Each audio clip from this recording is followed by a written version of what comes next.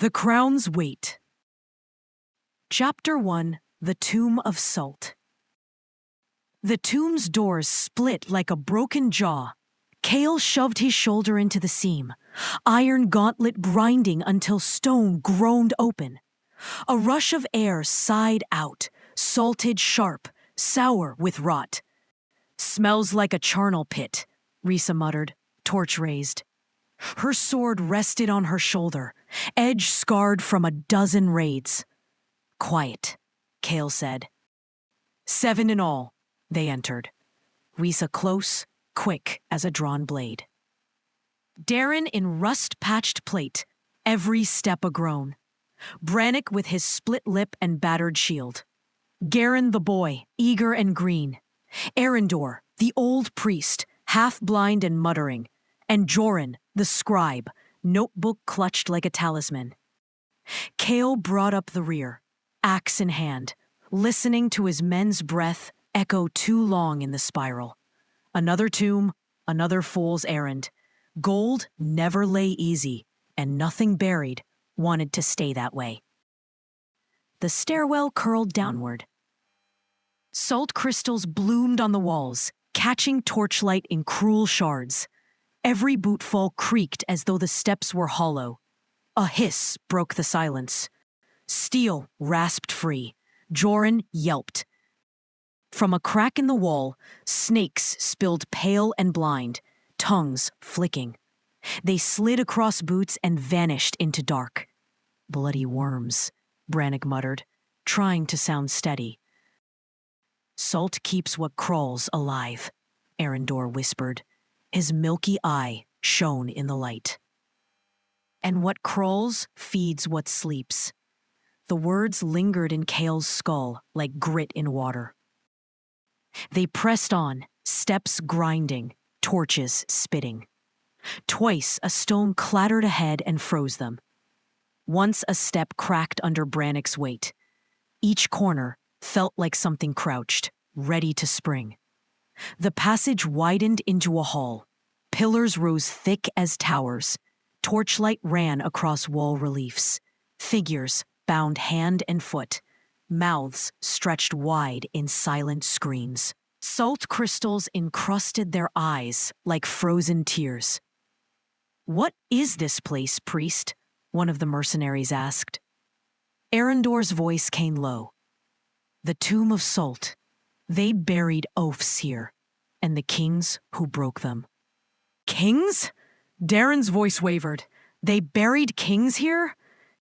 Arendor's mouth twisted. "They were called kings once, dead now, and even then, their crowns weren't theirs. The salt made them mighty, not blood or right. What's left are hollows, shells of what they were." Brannick shifted, uneasy. "Then who in their right mind goes digging there?" Arendor's voice dropped, almost a smile. "The regent. Who else clings to relics, praying they'll paint his stolen crown as true?" Kael's scowl cut sharp in the torchlight. "The regent. False pretender. Carrion crow, chasing bones and dust. Best keep that bastard far from our path." A drath hissed through the hall, torchlight shivering across the salt-veined throne. The name hung heavier than the air. His torch caught it then, a throne at the hall's center, carved from salt, veined red like dried blood. Upon it rested a crown, black and blunt, its spikes thick as nails driven through bone. The hall seemed to lean toward it. The faceless statues bowed. "That's it?" Brannick sneered, though his voice cracked. "A lump of iron?" "Not iron," Arendor rasped. His blind eye wept in the torchlight. "Bone, shaped in fire. An artifact not made for men, yet men called it fit for kings." The weight of it dragged at Kael's eyes. He tightened his grip on the axe. Garen broke ranks. "I'll claim the prize, Captain." "Leave it!" Kael roared. Too late. The boy's hand closed on the crown. Its edge cut him deep. He dropped it with a cry. The crown rang against the floor. The sound carried like a struck bell. For a heartbeat, nothing moved. Then came the cracks. Hairline fractures webbed the pillars. Dust sifted down in veils. Fingers twitched in the carvings. Salt flaked from limbs like scabs. Then the stone itself shuddered, a low groan deep as the earth's marrow. The floor heaved under their boots, a tremor running through the hall like something stirring far below. Cracks widened with a sound like splitting bone. "They're moving," Brannick whispered. "No," Risa said, though her blade was already rising. One statue bent forward. Its head turned with a grinding creak, eyeless sockets blazing faint amber. Another tore free beside it. Then another.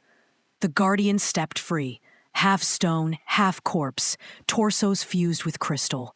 Axes of salt, blades rimed with frost. "Circle!" Kael barked. The first axe fell. Brannick caught it on his shield. Wood split to the boss, driving him to his knees. "Shield's gone!" he barked, spitting blood. Before it finished him, Arendor thrust his staff down, scattering blackened salt. A dull red line flared across the floor. The guardian staggered, limbs shuddering. For a breath it froze. Then it roared and broke through, ward shattering. "Not for long!" Arendor spat blood. Risa darted in, sword flashing, carving the guardian's arm away. The severed limb twitched until she stamped it to shards. Another swung for her. Arendor slammed his palm to a pillar and croaked a word that rattled Kael's teeth. The guardian froze mid-swing, axe trembling inches above her head. She rolled clear. The spell shattered. The axe slammed down, cracking stone. Arendor reeled, coughing blood, smoke curling from his nostrils. Kael split another guardian's skull, shards stinging his cheek. "Stone's softer than it looks," he growled. Duran bellowed and hewed at a guardian's side. Sparks flew, his blade barely biting. "It's like hacking a mountain," he shouted, sweat streaking the dust from his face. A salt blade slashed Brannick's thigh. He screamed, blood spattering. Risa dragged him back by the collar. "Stay up or you're dead twice!" She hacked the guardian's knee out and rolled clear as it toppled. But the line was breaking. The circle sagged, men staggering, breath coming ragged. Even Kael's arms ached with the weight of the axe. The guardians pressed in, endless, tireless, each strike harder than the last. For a heartbeat, Kael felt it. They were not going to hold.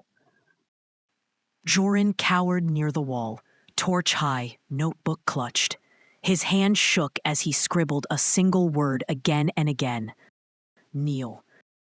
Ink spattered, blotting the page, though he hadn't even realized he'd written it. At the center, Garen knelt, clutching his bleeding hand. The guardians froze. Their heads turned as one. Kael turned too, and heard it. From the crown spilled a whisper, soft as breath, sharp as command. "Kneel." The earth shook so hard it nearly dropped him to his knees. His legs buckled. Darren sagged half a step. Even Brannick, bleeding, began to bow. Risa snarled, shoving Darren upright. "Stand, damn you!" Arendor dropped too, not in submission, but clawing ash into a trembling circle. He chanted hoarsely, veins bulging black, blood streaking his lips. The whisper bent around him, like water around stone. The wound gaped wider, but it was the crown that breathed through it. "Kneel." Torches guttered. The air thickened with brine. Salt dust drifted like falling snow. The guardians stilled. Even the tremor hushed. For a breath, the hall listened. Garen's grin split too wide. His eyes were black pits. When his mouth opened, the whisper became his voice. "Kneel." Chapter 2. Ambush in the Wastes. The wind met them howling. Kael shoved the tomb door closed with his shoulder, stone grinding shut on the whispering dark. Salt dust clung to his beard. Brannick limped, bloodied. Arendor spat red into the snow. Garen walked pale and silent. his wounded hand bound in a rag already black with seep. No one spoke. They trudged across the wastes, torches guttering in the gale. The night stretched wide, stars sharp as splinters. Wolves shadowed the ridges, shapes just blacker than the dark, eyes glinting green in torchlight. Their breath plumed in faint clouds when the moonlight caught it. Now and then, a low snap of ice echoed from the ridge, sharp as a whip. Risa froze, fingers tightening on her hilt. "Let them come," she muttered. "They will," Kael said. "Not yet. Wolves don't rush a fire. They wait until you've bled enough." And now, Kael noticed something new. Collars glinting faintly under the moonlight. Strapped to the necks of the ridge wolves were small iron bands, etched with the same crowned sun that painted the shields of the soldiers marching ahead. The regent's dogs, wolves as well as men. They crested the first ridge when Brannick stumbled.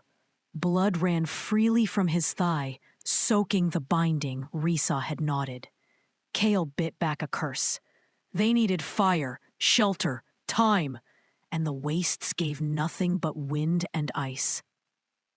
And the horn sounded, low, long, rolling across the night like thunder. Its echo clung too long, as though the dark itself carried it back. Kael froze. The others looked to him. "Soldiers," Darren said, voice tight. Figures moved on the ridge ahead, men in half-plate and boiled leather, shields painted with the crowned sun of the old king. Between them, the collared wolves prowled, eyes bright and teeth bared. Their growls joined the wind, a chorus of teeth and steel. "Royal men," Brannick whispered. "Not royal," Arendor rasped. "Not anymore. Regent's dogs." At their head marched a captain in black mail, a wolf pelt cloak whipping behind him, his face hidden by a steel half-mask etched with crude sunbursts. His longsword gleamed in starlight. His voice was flat, metallic, carrying over wind and wolf. "Drop the crown, by order of the regent. His voice hunts you." Risa spat blood into the snow. "His breath reeks of the grave where the true king lies." The captain tilted his head, and through the slit of his mask his eyes burned like coals. "Then let the grave take you." He raised his blade. "Advance!" The ridge erupted, wolves and men surged as one. Kael met the captain head-on. Steel rang, sparks spraying. The man's strikes were clean, drilled, each one driving Kael back a step. The regent trains his dogs well, Kael thought grimly, sweat freezing on his brow. Brannick hacked low, his axe catching a wolf's collar with a clang. The beast recoiled, yelping, then lunged again, teeth snapping close to his throat. He shoved it back with a roar, blood soaking his thigh. Risa fought like fire itself, her blade cutting arcs that flashed white in the torchlight. She drove a soldier to the snow, pivoted, struck a wolf in the muzzle, turned again to parry another blade. Her breath came ragged, her curses sharper than steel. Garen fought one-handed, his bound wrist clutched to his chest. Even crippled, he cut deep into a soldier's mail, dragging the man down with sheer stubborn strength. His teeth bared with pain, but he did not yield. Arendor slid through the fray like smoke, staff tracing jagged sigils in the air. Where he passed, armor plates seared with black salt, seams splitting as if rotted through. A wolf lunged. He turned aside, thrust his palm forward, and the beast spasmed as smoke burst from its collar. Snow swallowed its scream. Then a new sound cut through the clash, a guttural chant, grinding like stone on stone. A robed priest stood behind the shield line, arms lifted. His fingers carved jagged signs in the air, torches bent sideways, flames stretched thin as if pulled by unseen breath. The wolf's eyes flashed white, Their next charge hit harder, faster, bodies jerking as if yanked on strings. Soldiers roared, blades biting deeper, their frenzy rising beyond mortal lungs.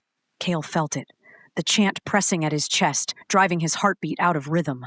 Trying to seize his arm and force it down. He snarled, shook it off, and slammed his blade back against the captain's.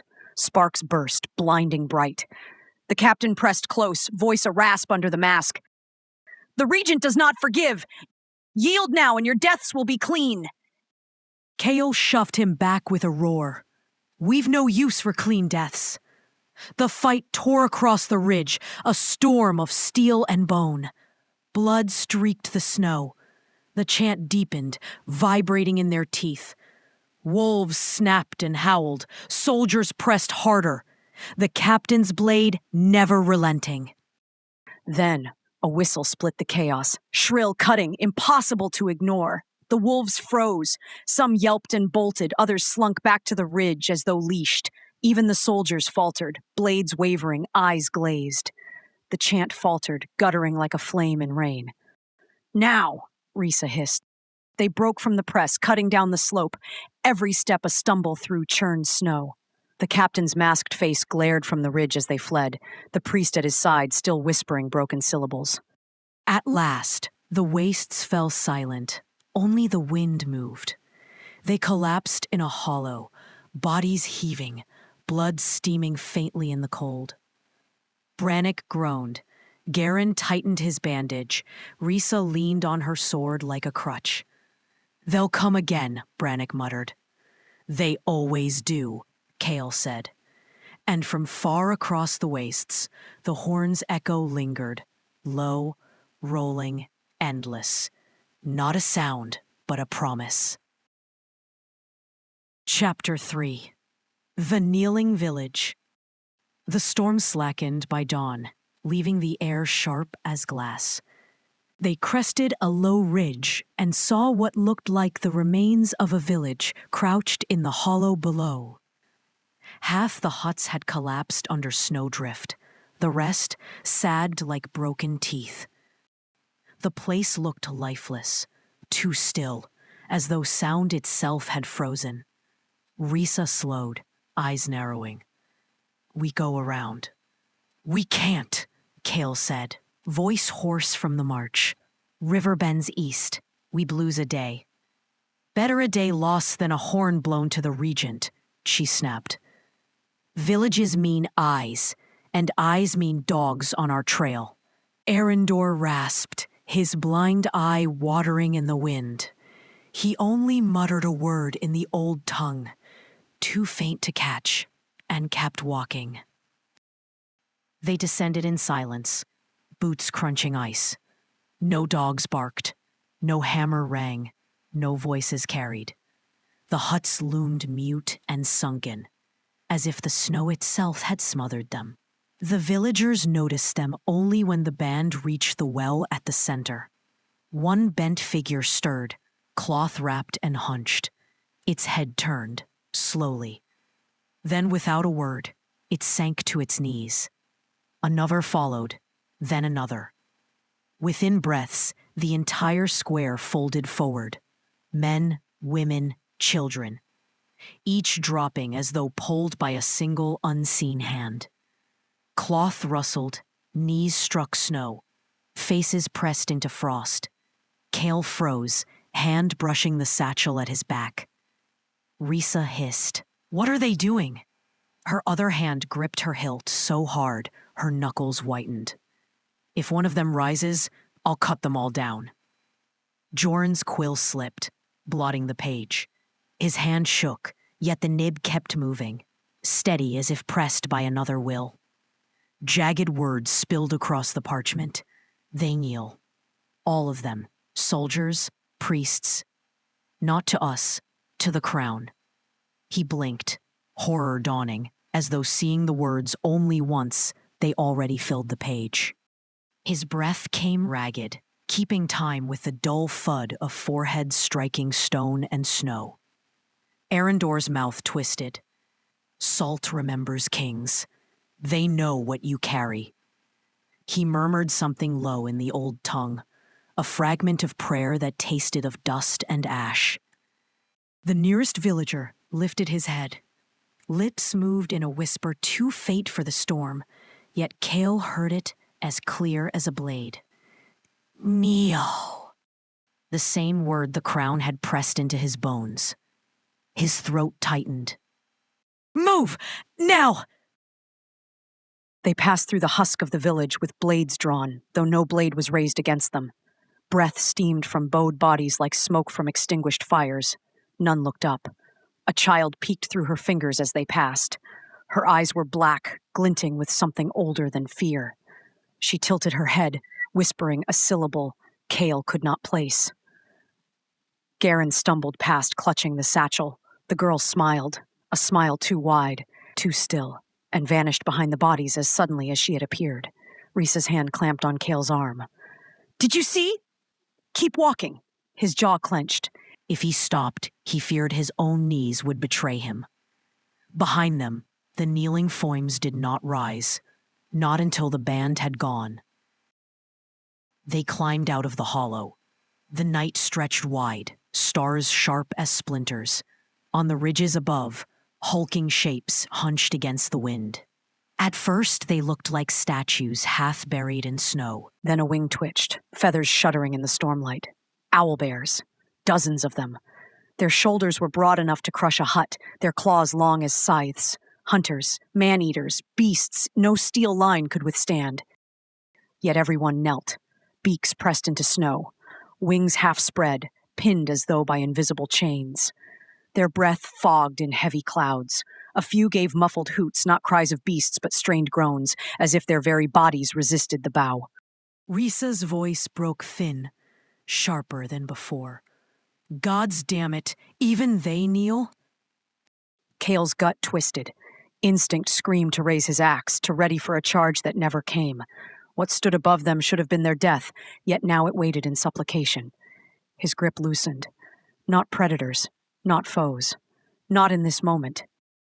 The same force that pressed villagers into the snow, bent wild muscle and feather as easily as bone.